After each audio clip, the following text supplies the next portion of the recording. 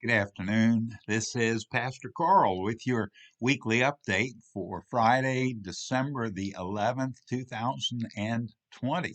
I do want to invite you to come and worship with us in person this Sunday at 8:30 or 11 o'clock in the sanctuary, or you can worship with us online. I want to stress that if you are at all concerned about coming to church during this increasing outbreak of COVID, I understand. That's why we offer online worship so that everyone can take part.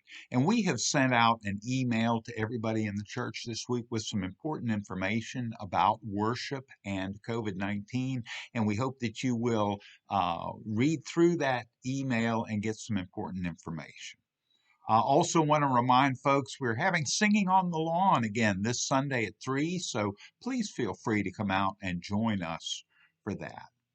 Now, how many of you remember or have ever seen the movie Elf with Will Ferrell? It's kind of a delightful, silly little Christmas movie. But there's the main character in the movie is an elf, and he says the best way to share Christmas cheer is to sing real loud so all can hear. Well, next Sunday, December 20th at 4 p.m., we're going to do just that. We're going to be singing Christmas carols on the lawn by the rear parking lot. We want you to come join us. We want you to wear your brightest Christmas sweater and join us that afternoon as we sing some carols, sing them loudly, and spread some cheer to the surrounding neighborhood. Now, COVID-19, you've heard me talk so much about that this year. And I'm tired of talking about it. We're all tired of talking about it and hearing about it. But the fact is, it has really changed our world over the last 9 months. And one thing it has changed is how we worship.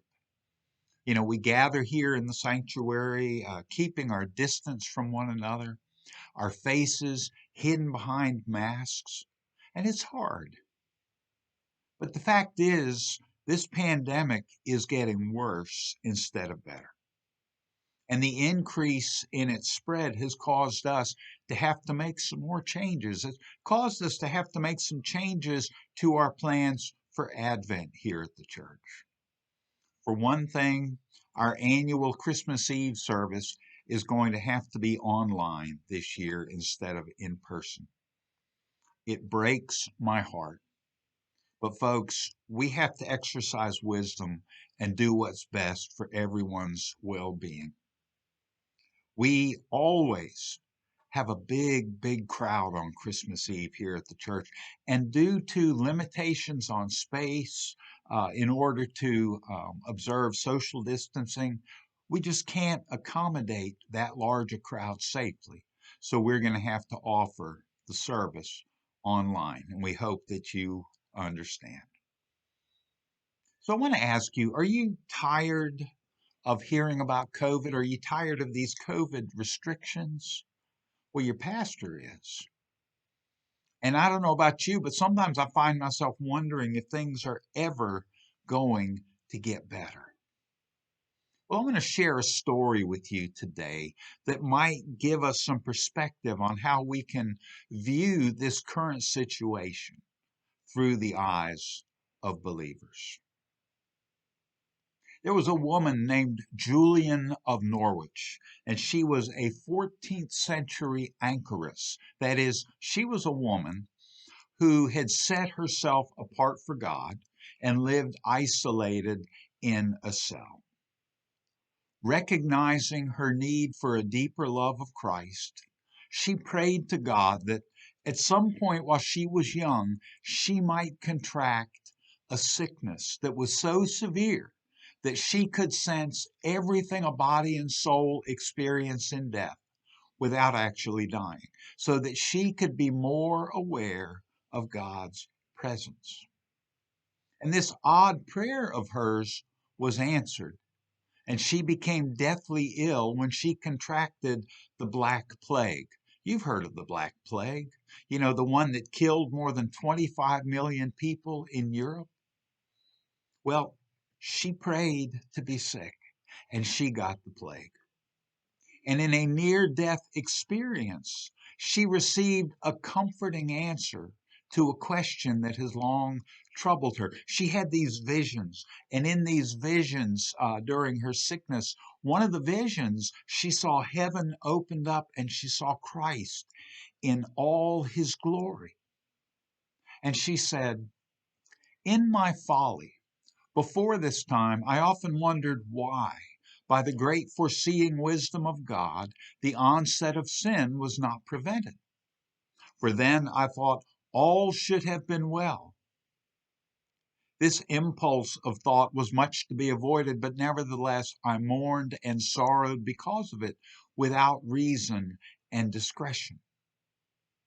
But Jesus, who in this vision informed me of all that is needed by me, answered with these words and said, "It was necessary that there should be sin, but all shall be well, and all shall be well, and all manner of things shall be well."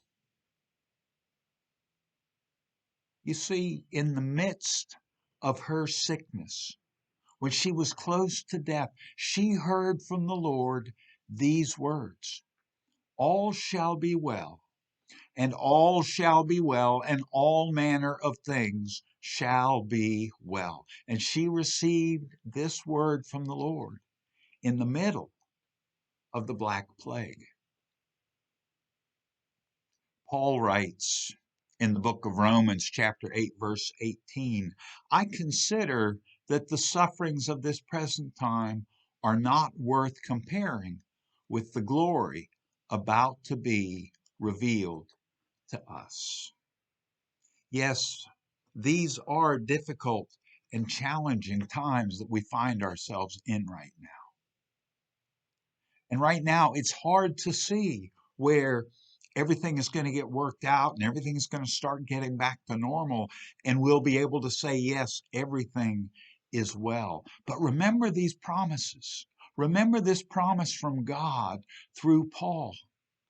The sufferings of this present time are not worth comparing with the glory that is to come.